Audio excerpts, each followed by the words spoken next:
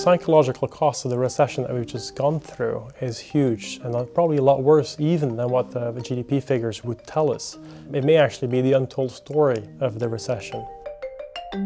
My name is Jan-Emmanuel De Neve. I'm an assistant professor of political economy and behavioral science at University College London and a senior research fellow at the LSE Centre for Economic Performance.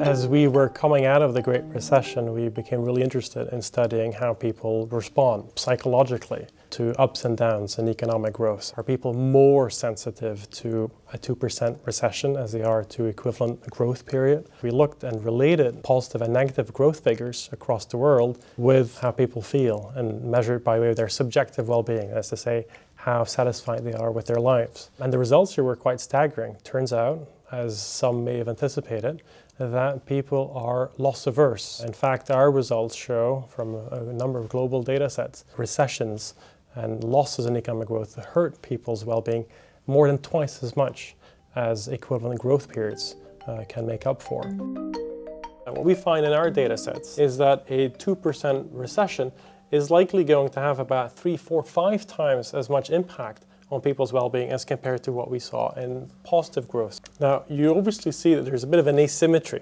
or a different sensitivity towards positive growth and negative growth. Positive growth has an impact on well-being.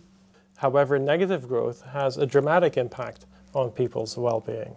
Now, if we were to consider standard economy and a business cycle that would be, say, 10 years with 8 years of growth and, say, 2 years of recession at more or less similar rates, you'd find something over 10 years. You'd have 8 years of relatively stable growth, and then say 2 years of recession at more or less the same rate before you start moving up again for 8 years of growth, followed by 2 years of recession. In terms of well-being, people will react more strongly to that. They'll be more adverse to these losses than they benefit from the previous gains. So these 2 years of recessions can actually overtake the benefits gained over a longer growth.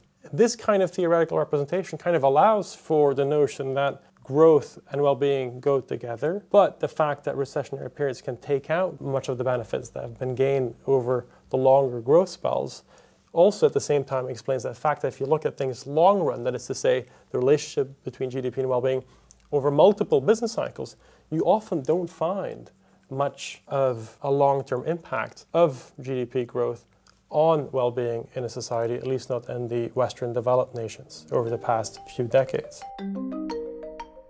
Economic contractions lead to a degree of uncertainty, and uncertainty, very much in comparison to certainty, draws a lot of attention out of people, which is then obviously compounded with the fact there's a bit of a media bias to report negative news as compared to positive news. We relate more to losses or potential losses as compared to potential gains. A threat to our life is more important than a missed opportunity.